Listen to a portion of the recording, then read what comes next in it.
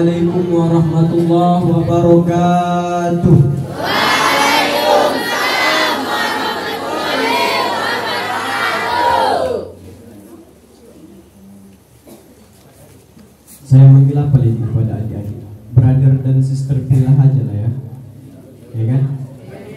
Karena sama-sama menuntut ilmu agama Allah. Siapa yang menuntut ilmu agama Allah, dia berarti berada di jalan Allah. Jadi brother and sister pilih sekalian, taunya kalian apa hukum menjawab salam? Apa hukumnya? Wajib. Jadi adalah beberapa hari lalu orang bertanya, Ustadz, hukum menjawab salam kan wajib.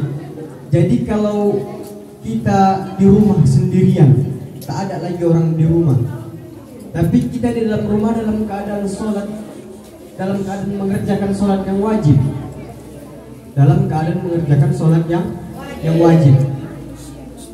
Tiba-tiba ada tamu datang mengucapkan salam, sementara orang di rumah kita tidak ada selain kita sendiri.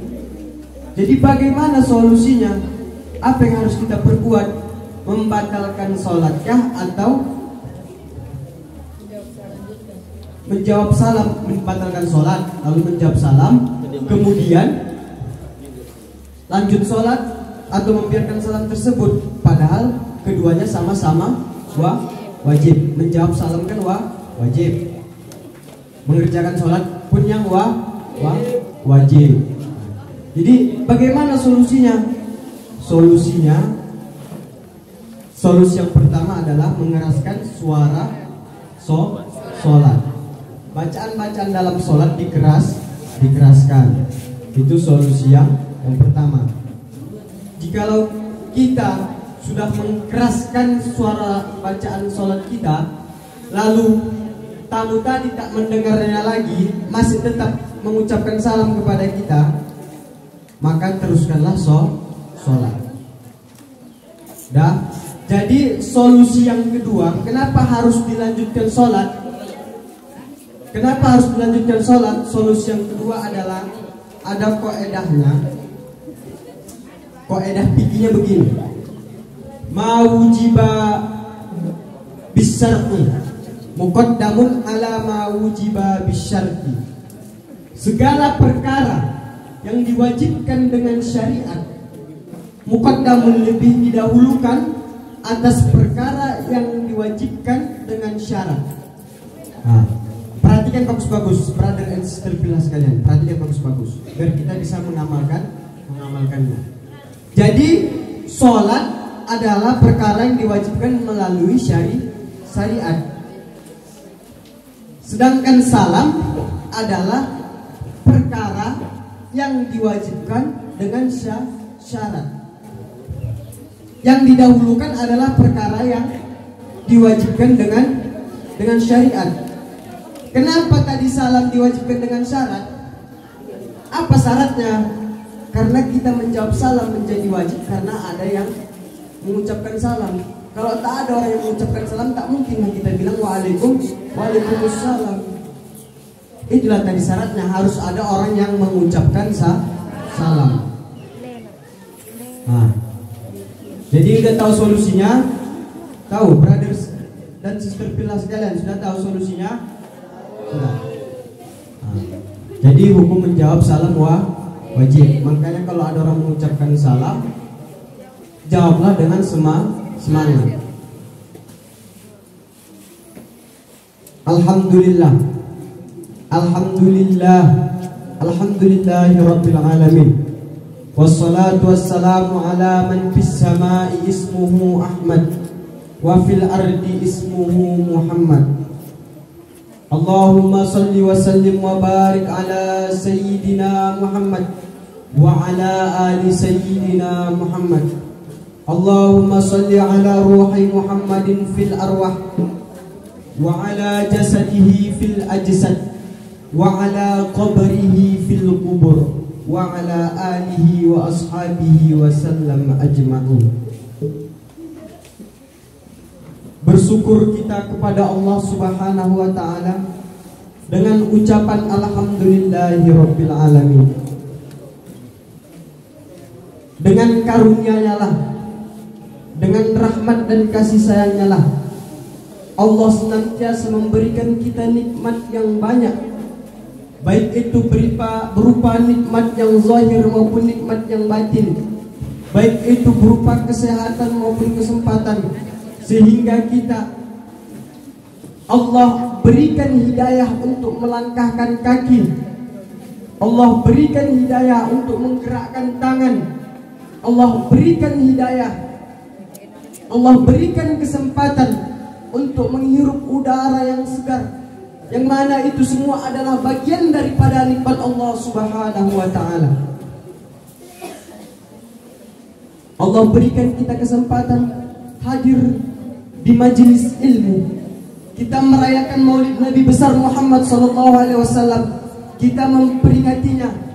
Itu termasuk juga kita telah membentuk yang namanya majelis ilmu, yang mana jikalau kita hadir di majelis ilmu, keutamaannya itu lebih afdal daripada sholat sunnah 1000 rakaat.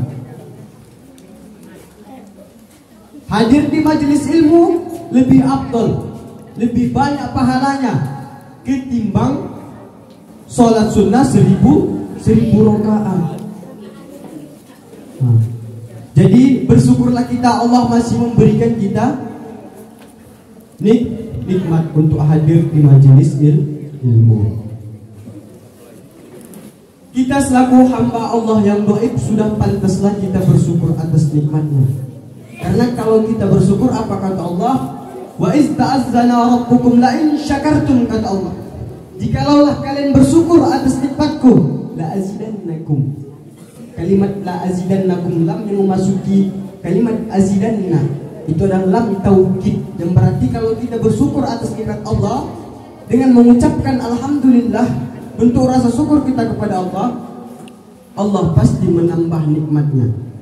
Nikmat di sini bukan berarti nikmat kaya, bukan sekedar harta. Ingat, nikmat di sini bukan sekedar harta, bukan sekedar kaya, tapi banyak nikmat. Allah berikan kita kesehatan, itu berupa nikmat. Allah berikan kita kesempatan untuk menuntut ilmu agamanya, itu berupa nikmat. Jadi jangan pernah kita mengeluh jika Allah tak memberikan kita kekayaan. Jangan pernah bilang Allah tak adil. Jangan pernah bilang Allah tak memberikan nikmat kepada kita. Jangan pernah bilang begitu. Jangan pernah bilang. Kadang ketika kita diberi kesusahan, diberi kepayahan rezeki, kita banyak mengeluh, Allah itu tidak adil. Allah itu tidak adil, kita bilang begitu. Sementara Asmaul Husna 99 salah satunya sifat Allah yang maha adil. Jadi Allah tahu batas dan kemampuan seorang hambanya. Dan mudah-mudahan dengan ucapan syukur kita kepada Allah, Allah menjadikan kita sebagai hamba yang selalu istiqomah beribadah kepadanya. Beribadah di sini bukan sekedar ibadah sholat, puasa, zakat, berzikir, bersolawat dan lain sebagainya. Akan tetapi ibadah di sini adalah mencakup segala aspek amal kebaikan. Kita menolong nenek-nenek yang kepayahan ingin menyeberang jalan, itu adalah ibadah. Kita menuntut ilmu, kita berangkat dari rumah, diantarkan orang tua kita ke sekolah menuntut ilmu, itu termasuk ibadah.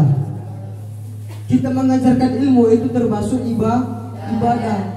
Membantu orang tua termasuk ibadah. Paham? Mudah-mudahan Allah menjadikan kita hamba yang selalu istiqomah. Hadirin sekalian,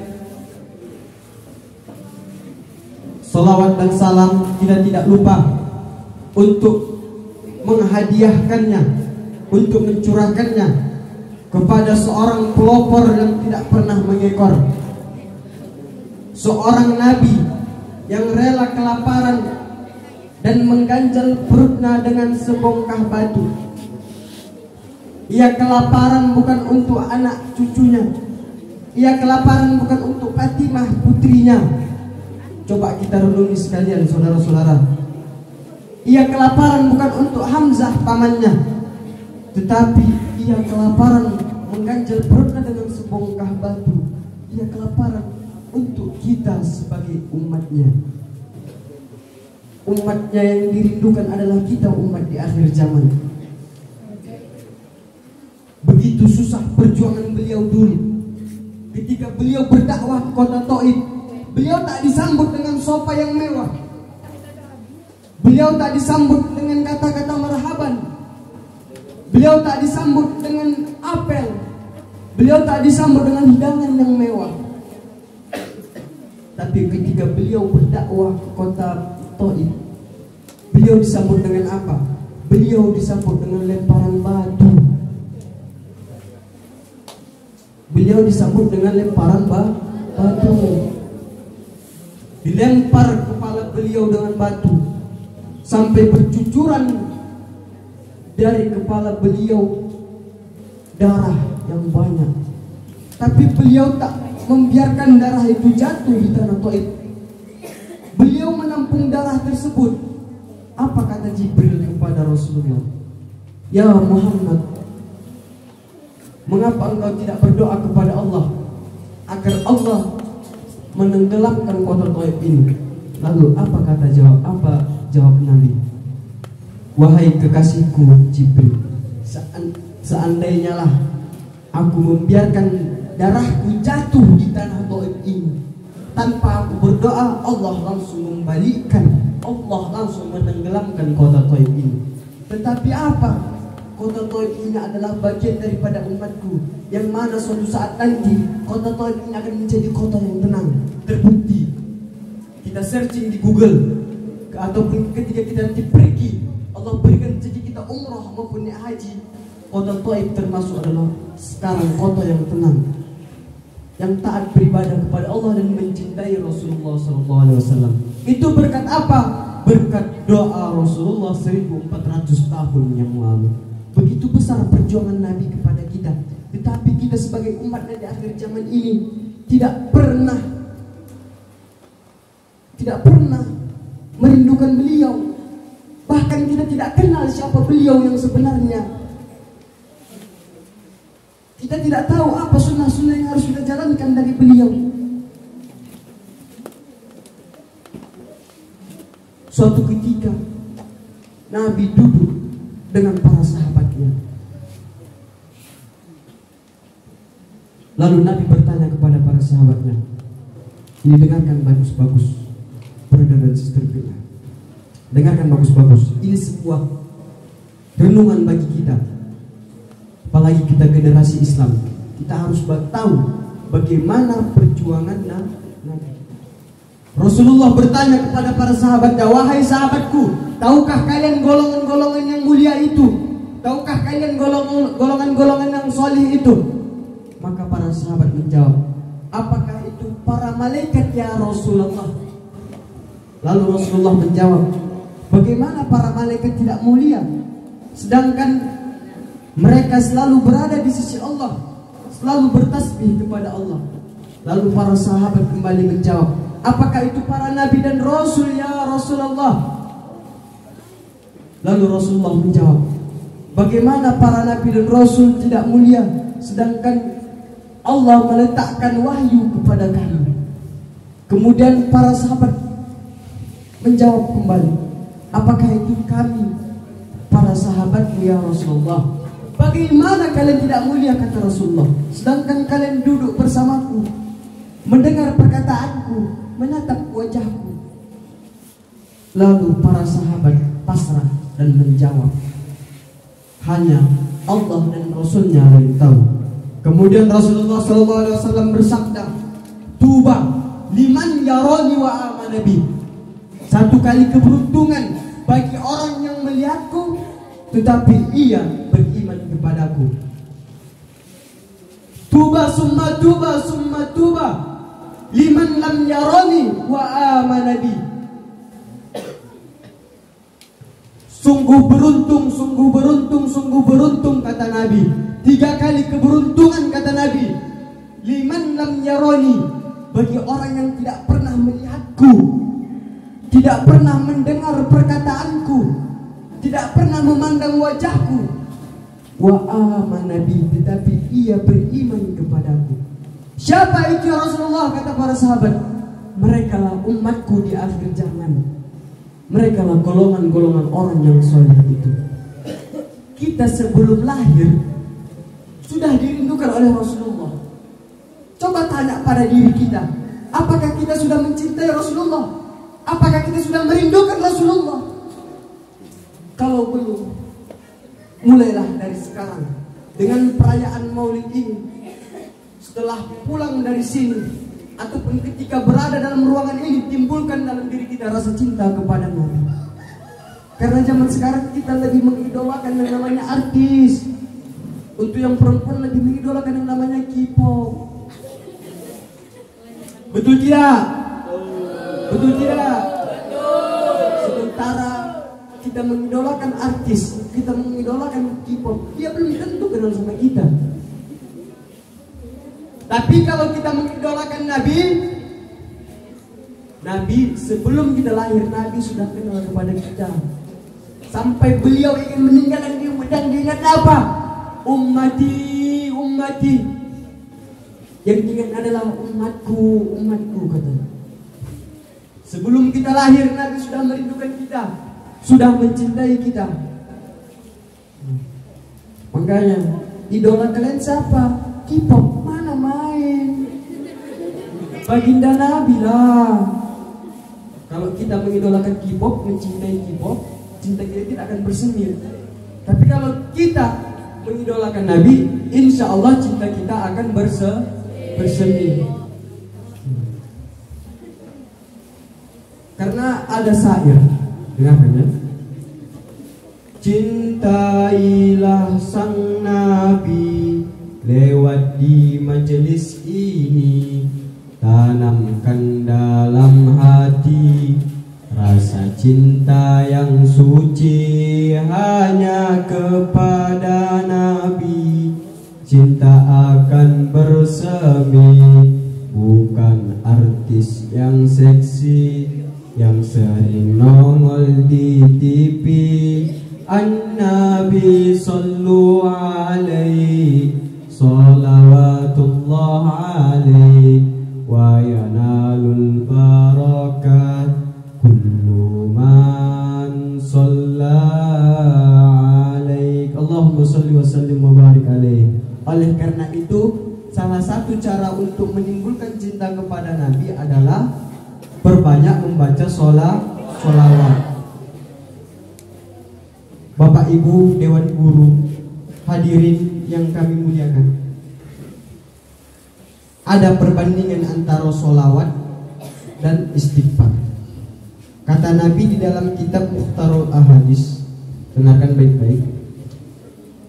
Aksiru sholatan alayya, perbanyaklah sholawat atasku, kata Nabi. Fa inna sholatakum alayya maghfiratun li dzunubikum. Sesungguhnya sholawat yang kamu baca kepadaku, kata Nabi, maghfiratun li dzunubikum, adalah ampunan bagi dosa-dosa kalian, kata Nabi. Jadi semakin banyak kita membaca sholawat, maka dosa kita pun akan diampuni oleh Allah. Karena sebagai maghfirah. Itu siapa yang bilang? Nabi. Kita wajib mengimani Nabi. Kita wajib beriman kepada Nabi. Jadi apa yang dibilang Nabi harus kita yakini. Jadi perbanyaklah sholawat, kata Nabi.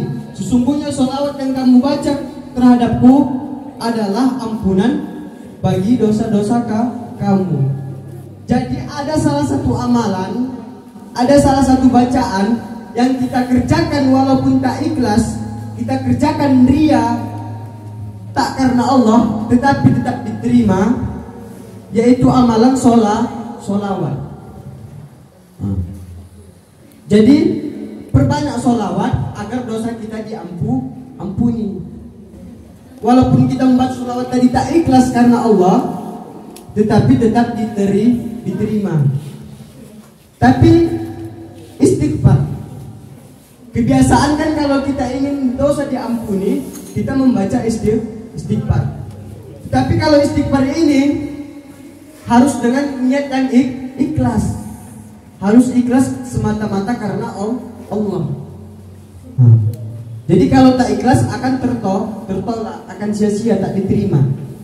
Jadi perbanyak dulu sholawat, niatkan agar Allah mengampuni dosa-dosa kita dan mengabulkan hajat kita, mempermudah rezeki kita. Insya Allah makbul, diterima.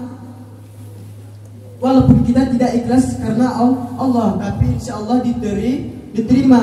Sembari kita menimbulkan niat yang ikhlas dalam diri kita untuk beristighfar, memohon ampun kepada Allah. Paham? Paham, brother and sister fillah? Paham? Jadi ada dua cara, ada dua bacaan yang dianjurkan Nabi agar kita diampuni oleh Allah dosa-dosa kita. Yang pertama membaca sholawat, yang kedua membaca istighfar. Hadirin sekalian, brother and sister fillah, yang saya hormati Bapak Ketua Yayasan Bapak Haji Aliono, yang saya hormati tokoh masyarakat, alim ulama cerdik pandai, yang saya hormati Kepala Sekolah Madrasah Sanawiyah Persiapan Negeri Desa Hadundung, yang saya hormati Bapak Ibu Dewan Guru, dan yang saya banggakan adik-adik sekalian, siswa-siswi MTS Persiapan Negeri Desa Hadundung. Jadi tema kita kali ini ialah meneladani akhlak Rasulullah SAW sebagai bekal pribadi yang unggul. Apa saja akhlak Nabi itu? Apa saja akhlak Nabi yang harus kita teladani? Sebenarnya banyak akhlak Nabi yang harus kita teladani. Karena saat ini kita sebagai siswa, sebagai penuntut ilmu, jadi yang kita ambil adalah yang berkaitan dalam masalah belajar. Ingat, yang kita ambil di sini poin-poin penting masalah belajar. Nabi Muhammad adalah seorang manusia. Tetapi apa kata Nabi? Ana Muhammadun, aku adalah Muhammad. Basyarun la kal basyar. Aku adalah Muhammad, seorang manusia, kata Nabi. La kal basyar, tapi tidak seperti manusia. Itu salah satu kemuliaan Nabi. Kenapa Nabi Muhammad manusianya dia, tapi kenapa tidak seperti manusia? Apa yang membuatnya begitu? Yaitu kemuliaan akhlak yang dimiliki oleh Nabi. Kenapa harus akhlak Nabi? Kata Allah dalam Al-Quran, A'udzubillahi minasyaitonirrajim, Bismillahirrahmanirrahim, Laqad kana lakum fi Rasulillahi uswatun hasanah. Sungguhnya ada pada diri Nabi Muhammad SAW uswatun hasanah. Apa itu uswatun hasanah? Suri tauladan yang baik. Jadi ketika kita ingin menjadi pribadi yang lebih baik dengan akhlakul karimah, akhlak yang terpuji, maka contohlah pribadi Nabi. Cara mencontohnya bagaimana? Sering dengar tausiah, sering baca buku yang menceritakan tentang kehidupan Nabi. Jangan pula kita asik-asik punya handphone main TikTok, jangan. Makanya kadang saya heran ketika saya buka media sosial, nampak perempuan, tapi saya heran menganggap itu tidak seperti perempuan karena berguliat macam belum, ya kan? Berguliat macam belum. Kenapa pula bisa begini perempuan ini dalam hati kadang? Mungkin kayak perempuan ini berguliat macam belum. Kita kita menggunakan media sosial, menggunakan handphone, gunakan ke hal yang positif. Searching di Google, cari di YouTube ceramah-ceramah yang menceritakan tentang kisah Nabi, akhlak Nabi. Cari tahu siapa keturunan-keturunan Nabi. Zaman sekarang masih banyak keturunan Nabi. Jadi kalau kita ingin mencintai Nabi, maka cara yang lebih awal itu dengan cara mencintai keturunannya para habaib. Kalau kita lihat, kalau kita bandingkan, mungkin lebih ganteng lagi habaib itu dibanding K-pop. Tak sebanding kegantengan jungkok kalian itu, tak sebanding dengan K-pop jungkok dibandingkan kegantengan habaib. Tahu habaib itu siapa? Habaib itulah dia keturunan Rasulullah yang masih hidup sampai sekarang. Kalau kalian kenal Habib Umar, kenal Habib Umar? Sedikit yang kenal. Itulah tadi kita tidak mempergunakan media sosial dengan baik. Jadi zaman sekarang banyak generasi muda yang rusak, banyak perempuan yang rusak karena pengaruh lingkungan.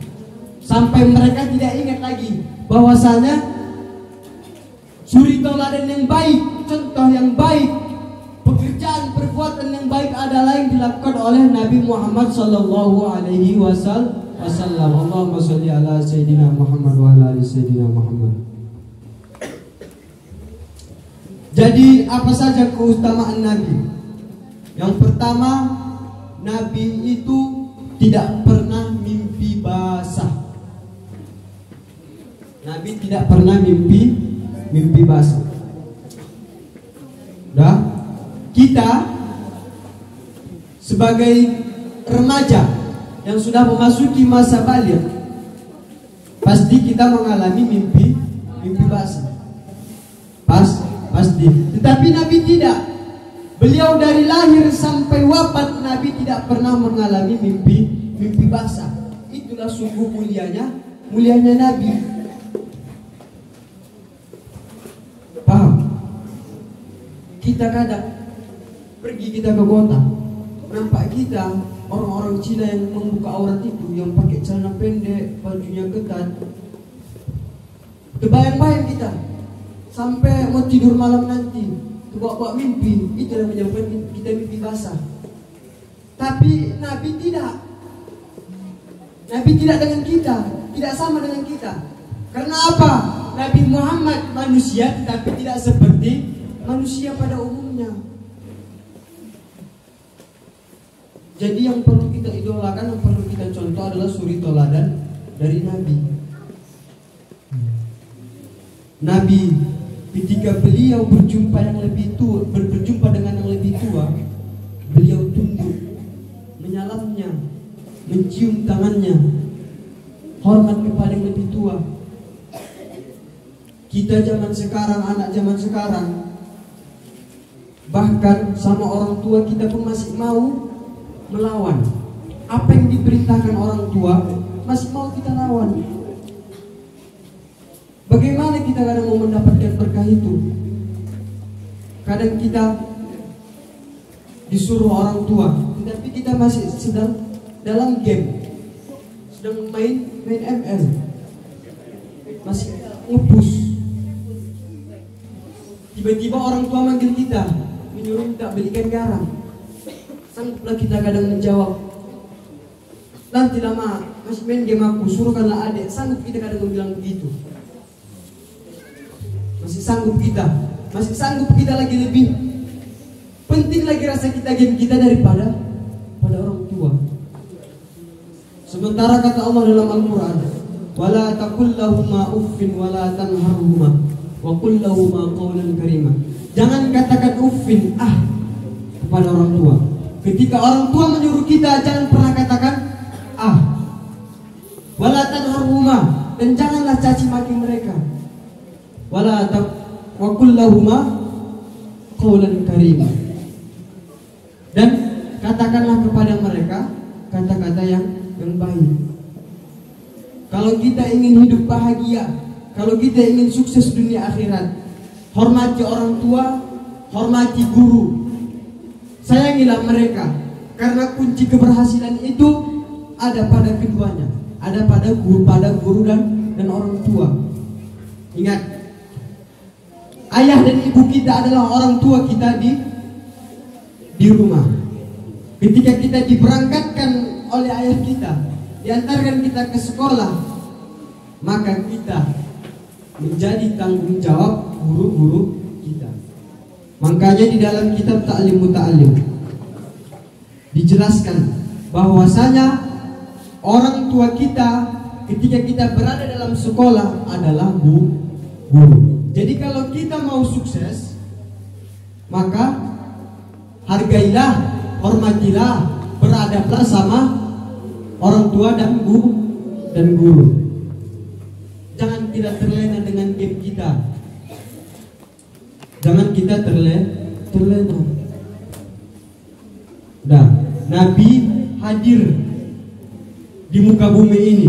Nabi diutus di muka bumi ini untuk menyempurnakan akhlak. Innama bu'istu liutammima makarimal akhlak.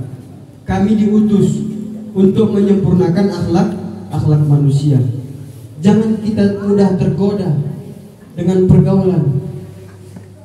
Bapak Ibu yang dimuliakan oleh Allah Subhanahu wa taala, coba kita lihat sekarang, Pak. Zaman sekarang banyak anak muda yang rusak karena pergaulannya. Makanya ada syair Melayu itu mengatakan begini: elok-elok tuan bagantung, jangan berpegang di dahan rapuh. Di batu besar jarang tersandung, ulah karikil banyak yang jatuh. Di batu besar jarang tersandung, ulah karikil banyak yang jatuh. Hati-hati tuan berlari, pelan-pelan jika melompat. Teman tertawa mudah dicari, teman menangis sukar didapat. Teman tertawa mudah dicari, teman menangis sukar didapat. Paham apa maksudnya? Paham, brother and sister pilih? Enggak. Di syair itu tadi kita dianjurkan memilih kawan yang betul-betul kawan. Jangan kita berusak karena kawan. Tengok, pandai-pandai memilih kawan. Karena Nabi pun pada masa beliau hidup, beliau itu pandai memilih kawan, pandai menjaga perasaan orang. Makanya Nabi bisa menjadi suri tauladan. Kalau Nabi tak bisa memilih teman, mungkin Nabi tak bisa menjadi suri tauladan. Pandai-pandailah memilih teman. Dan kalau ada pun teman kita yang agak bandel, ajak ke masjid. Ayo ke masjid kita. Nanti siap dari masjid ngepus sering, nggak apa-apa. Nggak apa-apa ngepus sering, tapi jangan pernah lalai waktu sholat. Jangan pernah lalai panggilan orang tua. Ngepus sering itu nggak masalah, ngegame itu nggak masalah, asalkan janganlah lalai. Paham? Begitu juga yang perempuan. Boleh kita itu ibaratnya ikut-ikut main game, tapi jangan pernah lalai. Itu sekedar hiburan sama kita. Karena game itu hukumnya boleh-boleh saja. Yang bisa merubahnya haram ketika azan dikumandangkan kita masih main game. Ketika orang tua manggil kita, tak kita hiraukan, kita fokus pada game. Itulah yang bisa membuat game itu haram. Haram tak boleh dikerjakan. Kalau dikerjakan bisa berdosa. Paham? Tak masalah yang perempuan punya aplikasi TikTok, tapi jangan digunakan untuk joget-joget. Gunakan posting-postingan dakwah, konten-konten dakwah, konten-konten Islami. Contohnya siapa? Siapa contohnya? contohnya yang lebih tren zaman sekarang dari kaum perempuan yang menggunakan sosial media yang untuk berdakwah adalah Ustazah Oki. Ustazah Oki itu punya akun TikTok, punya akun Instagram, punya, tetapi beliau menggunakannya ke jalan yang positif. Jadi bercita-citalah menjadi seorang perempuan yang baik, seorang perempuan yang muslimah. Karena baik atau buruknya generasi bangsa, baik atau buruknya generasi masa akan datang, itu tergantung ibunya. Makanya ada makalah begini, baiknya generasi yang akan datang itu lahir dari seorang ibu yang baik. Jadi itulah tadi, Nabi menyuruh kita untuk berperilaku yang baik. Al-Quran menyuruh kita untuk mencontoh Nabi. Tujuan Nabi diutus ke muka bumi ini untuk menyempurnakan akhlak. Kita sebagai umat Islam, agar kita maju, tidak tertinggal dengan perkembangan zaman, kita memang harus tahu teknologi. Salah satunya adalah handphone. Tapi handphone ini tadi kita gunakanlah untuk menambah ilmu pengetahuan. Sebenarnya semua teknologi yang sekarang ini yang canggih itu semua berasal dari Al-Quran. Itu semua berasal dari Al-Quran. Al-Quran itu pedoman siapa? Pedoman umatmu muslim, pedoman kita. Tapi kita sebagai generasi muslim, kenapa tidak pernah kita mau mempelajari Al-Quran yang diturunkan kepada Nabi Muhammad? Kenapa tidak pernah mau kita mempelajari Al-Quran? Bahkan sampai sekarang masih ada yang belum bisa baca Al-Quran. Semua sumber ilmu, semua sumber hukum itu berasal dari Al-Quran. Tahu handphone itu? Handphone itu berasal dari surah apa? Handphone itu berasal dari surah An-Naml dalam Al-Quran. Apa arti An-Naml? Naml itu berasal dari kata namlun, artinya semut. Semut itu kalau kita teliti, semut itu bisa berkomunikasi dari jarak yang jauh, dari jarak satu jarak ke jarak yang jauh. Dengan apa mereka berkomunikasi? Dengan antena. Itulah tadi orang-orang barat yang non-muslim, mereka saja pun mau menelaah Al-Quran, mau mempelajari Al-Quran. Mereka dapatkan surah An-Naml itu tadi, mereka telaah sehingga